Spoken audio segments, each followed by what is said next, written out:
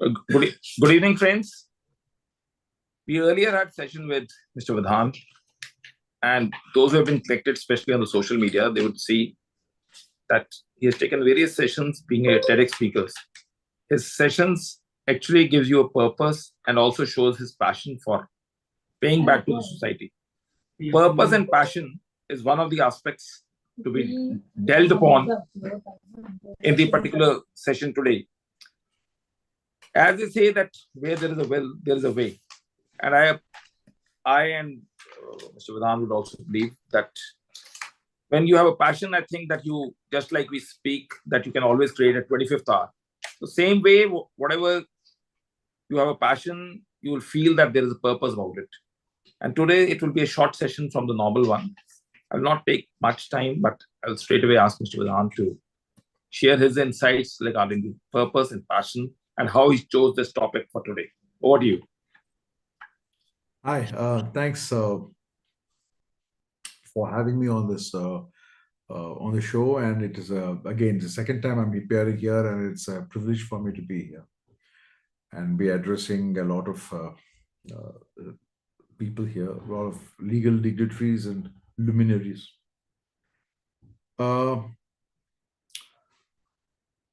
So, because when I say purpose and passion, generally there is this. I was speaking in IIM Kashipur last year, and they asked me to talk about rather they just and then the conversation that we had there.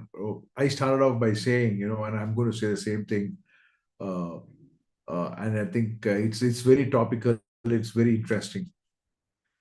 Is that there is this idiom, there is this saying that you live like you never die, and when you die, it's like you've never lived.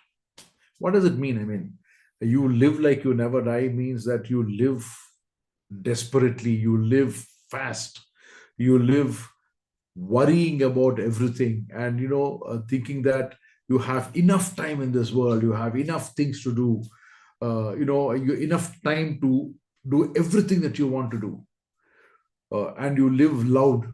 But when you actually die, nobody even remembers why you lived, except for a few people, and that too for a limited period of time. Now, if you look at all the great people in this world, all the people who are achievers in this world, they are immortal because their lives made sense, and their lives made a lot of impact on the world at large and on other people. Their life had meaning. And the only way that your life, anybody's life, can have meaning is when you are passionate about doing something with your life, which gives you a particular purpose and a particular path to take. So live like you'll never die, and when you die, it's like you've never lived, is a wrong way to live. You should live knowing that you have only a limited time on this planet. And in that limited time, you will have to carry out a lot of things that you have to do. The other thing about living your purpose and living your passion is that what people generally, and I have seen this as an experience with all the people that I have worked with and all the people who are my friends, is that to them life is about working and making money, right? Beyond working and beyond making money, beyond looking at what they do on a daily basis, they never really identify what really makes them happy, what drives them, what would give them that kick in life, what would they love to do for the rest of their lives. And if you see all the people who are successful, they are the ones who love to do what they are doing in life. And the most visible among them are the people in the show business, right? For example, Amitabh Bachchan, right? For example, Shah Rukh Khan, if you take the Indian scenario. But then there are others also, like President Abdul Kalam, who did exactly what he loved to do, like Albert Einstein, like Elon Musk, who does things that who do things that they love to do. And that is what makes their life meaningful for them. And that's what makes their life meaningful for everybody around them. But how many people really discover uh, what their purpose in life is? What is it that they are passionate about? Right? I mean, the life we are from our childhood, we are trained in such a way uh, by the people who were there before us. Maybe they were parents, maybe they were grandparents, maybe they were uncles and aunties, maybe they were teachers in schools and colleges. All of them. What did they tell us? Study hard, find a job, earn money, buy a house, get married, have children, rest of your life, take care of them. And then at one point of time, you will retire, you will get one small little pot of gold or whatever. And then you can stretch your legs out and retire and enjoy yourself. In this entire cycle of things, there's nothing wrong in doing that. Absolutely. I have two children. I am a grihasthi. There's nothing wrong in doing that. But the whole point of that is there's nothing, it's only a part of what you have to do in life, not everything that you have to do in life. And for you to understand what you really want to do, you'll have to identify it within yourself. Go deep down and find out what is it that you're passionate about in life. When I was 13 years old, uh, I was an avid reader from when I was a kid, right? I was brought up with stories by my maternal grandmother, by my paternal grandmother, my great grandmother. They used to tell me stories about the Mahabharata, the Ramayana, and the Upanishads, and etc. and so forth. And I grew up on stories that moved from grandmothers into reading. Grandmothers telling stories to reading. From reading, it moved on to reading other books, like for example, I started off by reading Amar Chitrakatha, then moved on to Jataka Tales, then moved on to Marvel Comics or DC Comics, and then moved on to buying novels and reading them, which could be Enid Blyton, which could be, Nancy Drew and Hardy Boys. And then one day, I picked up a book uh, in my native place, in my house. There was a tenant, and that tenant had a collection of books. He was I think, the SPF police of that district, and we went. He invited us over. He was a tenant, and then we went there, and then we had lunch, and then I saw his collection of books, and there were different books from the books that I had read. Nice, thick, big books, stories. So I picked up one of them and I said, "Hey, uncle, can I read this and give it back to you?" And he said, "Sure, go ahead." And I read it. It's a book by Robert Ludlum called The Matry Circle. It's a thriller. It's not a book on Vedas. It's not a book on philosophy. No, it was a thriller. Robert Ludlum is the same guy who wrote books called The Bone Identity, which is even today being made into movies. And I read his book, The Matry Circle. I was 13 years old or 12 years old at that time. And that book made me see a movie in my head. That's how well he had written it. And that moved me from becoming a reader to a writer. And I decided at that point of time that what made me happy in life was telling a story.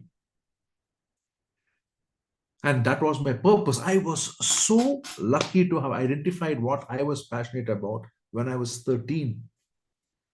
Now, I have known people who have lived their entire life without actually identifying what they really want to do there. I'm a lawyer by profession, so court jana hai, wapas aana hai, client से मिलना है, draft करना है, वापस court जाना है. And I mean, it's very monotonous. If it's a doctor, it's something else. If it's an architect, it's something else. If it is a uh, anybody. So, what is that fire inside that you need to light up and figure out uh, that this is what makes me happy? Because at the end of the day, what I realized is that, right, if you are in the rat race, there's always something ahead of you that you have to do. There's always somebody who's better than you. There is always somebody who is earning more than you, who's a better lawyer than you, or a better doctor than you, or a better engineer than you, or whatever. Better the guy who develops better AI than you. It could be anybody, and you're always striving to get that something invisible, uh, that invisible pot of gold, and you fail because you always see somebody ahead of you. But what if your challenge was yourself? What you wanted to achieve in life, what you wanted to be happy about, what you wanted to achieve, earn. So a rat race is always about money. He's earning more than me, he's got a better position than me. It's all about wealth. But what if your passion drove you somewhere beyond wealth into something that you loved to do, and realized that money is a byproduct of what you do in life? Example, Steve Jobs. Example, Bill Gates. Example, Elon Musk. Example, uh, Abdul Kalam. Whatever they achieved, whatever they gained, whatever they earned, whatever respect, whether it was wealth or whether it was anything else, is a byproduct of what they actually loved doing. Amitabh Bachchan, in his 80 years old, and he's still running around and he's still acting because that passion, that fire inside him is not dead. It's not about the money at all for him. He's got enough and more, but it's about what really makes him happy in life. And this is the life lesson that I learned when I was 13, and I said, listen, I want to be an author. I want to be a writer. It was much later that I became a lawyer. It was much later that I was lucky enough to be standing in that one place where uh, I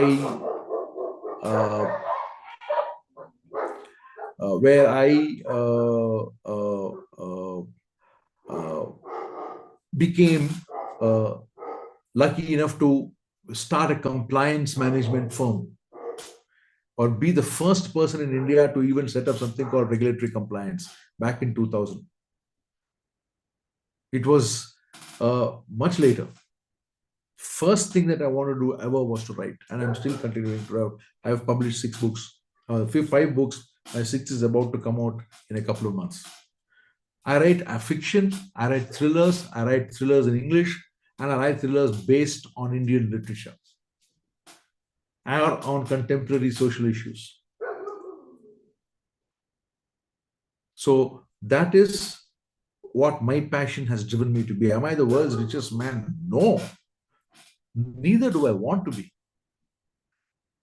But am I happy with what I'm doing in life? Oh, yes.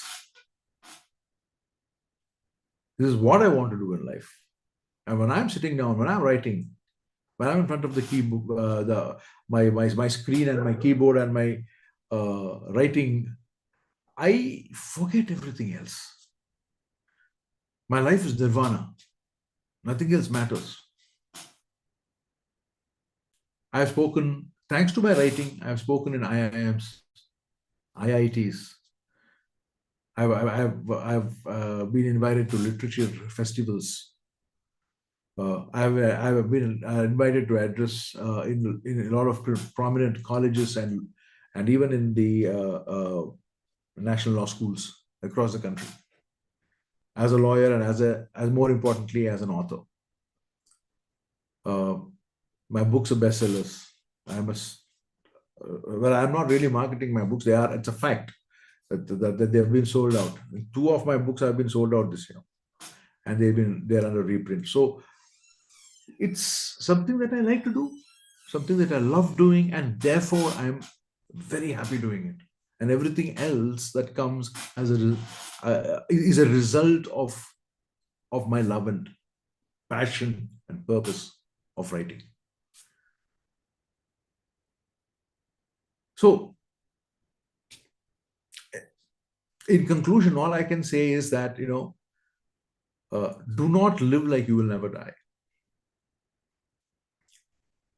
And so that when you are dead, it's not like you never lived. Leave behind a legacy. Leave behind that chunk of immortality in you that helps people to recollect what your offering is to the society, to the people, to the profession you love, or to the craft that you love, whether it is writing, whether it's law, whether it's medicine, whatever, acting. And what you leave behind will live forever. Not your memory, but what you have left behind, your legacy, will continue to live forever. And that legacy will come only when you're passionate about doing what you do. Yeah, thank you, Vadhan. So rightly and aptly put across. I think it couldn't have been a better way to hammer the point. That number one, that if you're passionate about this thing, like you have given examples of so many people, you also see that even in the cricket, etc., or acting, like you've seen, people have not even graduates, but they had the passion, they have created their own mark. And I believe that once you speak or live through your passion, then the purpose automatically is a consequential byproduct of that. So we are too glad that you have shown that if you want to be an author, you can also carve out the path for different aspects for which you are passionate, and there is always room and space. And I believe that whenever you have a passion for anything, then just like the Darwin theory where they say survival of the fittest, once you are passionate, your expressions for that things come forward and it nails the point in the right perspective. So thank you, Vadhan, and we will stay connected for more sessions. Thank you. Thank you so much. Thank you.